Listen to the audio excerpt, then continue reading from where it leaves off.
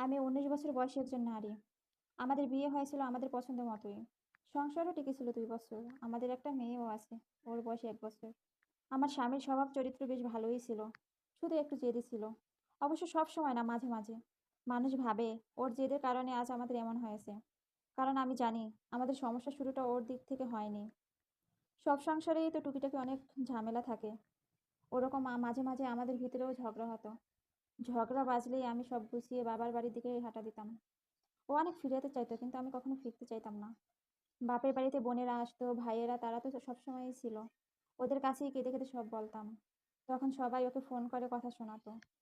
আমার ছোট বোন তো রীতিমতো অপমান করতো সবসময়। আমার কাছেও মনে হতো, ঠিকই আছে, কত বড় সাহস। আমার সাথে লাগতে আসে। আমাকে নিজের মতো করে চালাতে চায়। আমার মধ্যে কেমন একটা জেদ কাজ করতো। ওর কাছে ছোট হব, ওর কাছে মাপ চাইবো এটা ভাবতেই পারতাম না। উল্টো বড় গলা নিয়ে বলতাম